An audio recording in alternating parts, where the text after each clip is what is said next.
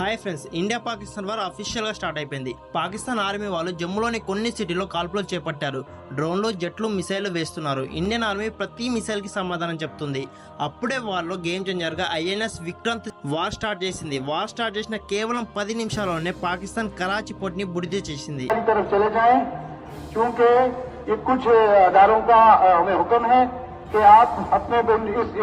War start చేసిన 10 నిమిషాల్లోనే Pakistan Karachi port ని బూడిద చేసింది. కరాచీ పోర్ట్ అనేది ఏసియాలోనే పెద్ద పోర్ట్. పాకిస్తాన్ ఇంపోర్ట్ ఎక్స్పోర్ట్ అన్ని ఇక్కడ నుంచి జరుగుతాయి. పాకిస్తాన్ కి 50% ఇన్కమ్ ఈ పోర్ట్ నుండే వస్తుంది. అలాంటి పోర్ట్ ఇప్పుడు బూడిదైంది. పాకిస్తాన్ కి ఇది పెద్ద లాస్ అని చెప్పుకోవాలి. ఈ దెబ్బ నుండి పాకిస్తాన్ కోలుకోవడానికి కనీసం 20 సంవత్సరాలన్నా పడుతుంది. పాకిస్తాన్ కి ఫస్ట్ నుండి కూడా ఐఎన్ఎస్ విక్రాంత్ అంటే చాలా భయం. ఐఎన్ఎస్ విక్రాంత్ లాంటి ఒక్క షిప్ కూడా పాకిస్తాన్ దగ్గర లేదు. ఈ ఒక్క షిప్ తోనే యుద్ధం చేస్తే పాకిస్తాన్ ఒక్క రోజులోనే వార్ ఓడిపోతుంది. ఐఎన్ఎస్ విక్రాంత్ అనేది 2 ఫుట్బాల్ అంత పెద్దగా ఉంటుంది. 18 ఫ్లోర్ల హైట్ ఉంటుంది. 250 ట్యాంకర్ల ఫ్యూల్ ఈ ఒక్క దానిలోనే ఉంటుంది. 2 యాంగర్ ఒలింపిక్స్ అంత పెద్దగా ఉంటుంది ఇది. ఈ షిప్ లో ఎప్పుడు 1600 మంది క్రూ ఉంటారు. 3000 చపాతీలు కేవలం గంటలో చేస్తుంది.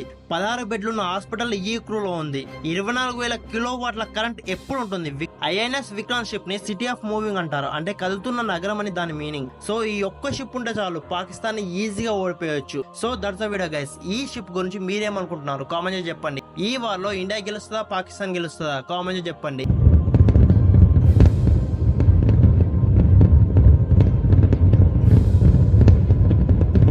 మళ్ళీ వీడియోలో మళ్ళీ కలుద్దాం. అందరికి టాటా, బై బై, సెలవు.